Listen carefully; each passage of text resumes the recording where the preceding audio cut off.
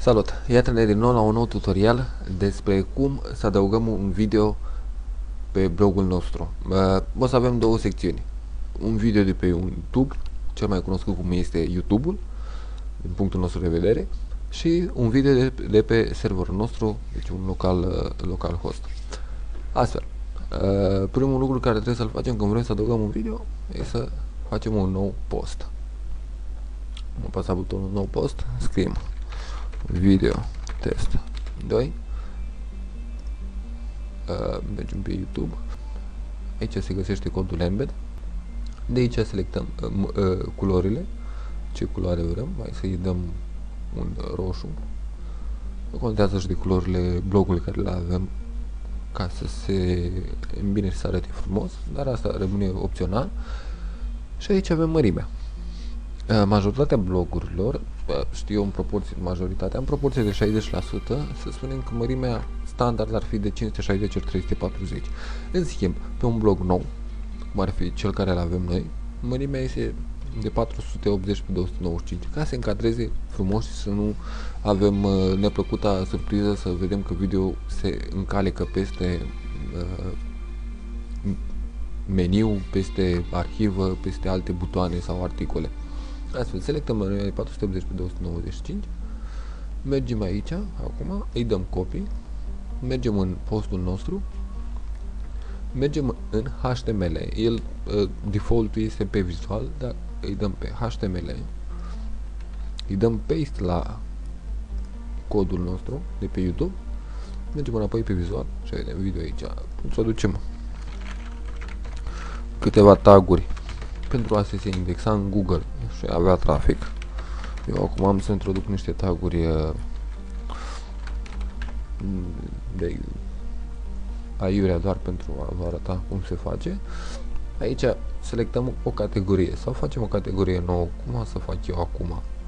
Și o să zicem video clips add, avem categoria video clips. Nu mai rămâne altceva decât să-i dăm în publish. I-am dat publish, mergem pe blog, îi dăm un refresh și pe cum vedem, video test 2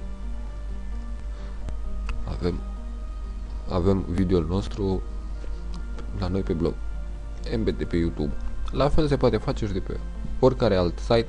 Ok, astea fiind spuse, să aplicăm și a doua variantă, a doua secțiune din tutorialul nostru. Astfel, dacă dorim să avem posibilitatea să hostăm video-uri la noi pe server, bineînțeles sunt foarte multe plugin-uri care ne permite să facem acest lucru, dar cel mai simplu care îl consider eu, nu știu cât este de utilizat cât de mult este utilizat în lumea blogurilor, dar cel mai simplu care îl cunosc este Flash Video Player. Eu momentan l-am deja instalat, dar am să-l șterg. Ca să vă arăt și vouă cum se instalează, este extrem de simplu și foarte ușor de utilizat. Deci mergem la plugins, add new plugins și scriem Flash Video Player, dăm search plugin și observăm primul plugin Flash Video Player care apare, făcut by Joshua. Îl selectăm și dăm install. Instalăm, activate plugin și asta este tot până aici. Acum, dacă serverul nu ne permite să facem install direct din panoul de administrare, atunci alegem altă variantă, varianta mai simplă, mergem pe macdev.net, unde mai jos avem două arhive. Una este stabilă, versiunea finală 3.1.1.8 și a doua este versiunea beta, care este 4.0.6. Noi când noi instalăm din panoul de administrare, bineînțeles vom instala versiunea stabilă. Ceea ce vă sfătuiesc și pe voi să faceți, dacă nu vreți să aveți probleme, selectăm versiunea stabilă, o coborâm la noi în calculator, save file,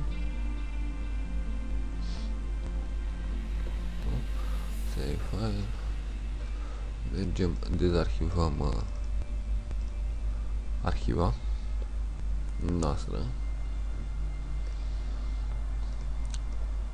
Dezarhivăm undeva pe desktop ca să ne fie ușor de găsit. Mergem în FTP, selectăm desktop, ok, și căutăm Flash, folderul Flash Video Player.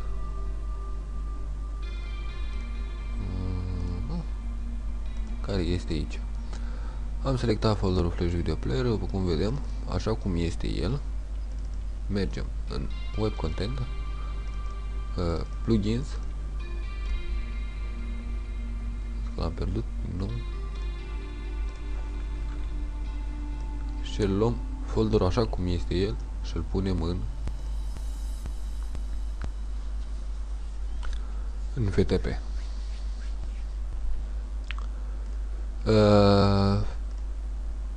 Eu acum îl aveam deja activat, sau dacă trebuie să dau activat, oricum, după ce l-am pus în FTP, mergem în plugins și dăm activate.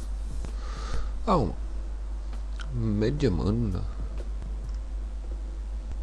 post, în articole, creăm un nou articol și scriem video test local 2, nume articol,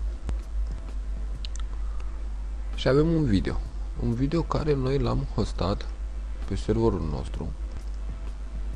Eu am făcut un folder video în root, în folderul principal, unde am hostat un video.flv. Nu facem altceva decât scriem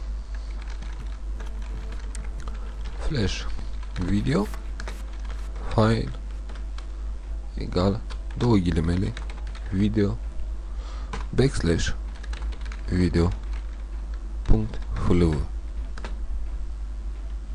pauză, backslash, pauză, închidem. Dacă nu mă înșel, este fără backslash, fără ghilimele, da, mă scuzați. Deci fără aceste ghilimele și dăm publish. Asta este tot. I-am dat publish, mergem aici, mergem home și după cum vedem video-ul nostru, video test local 2, îi dăm un play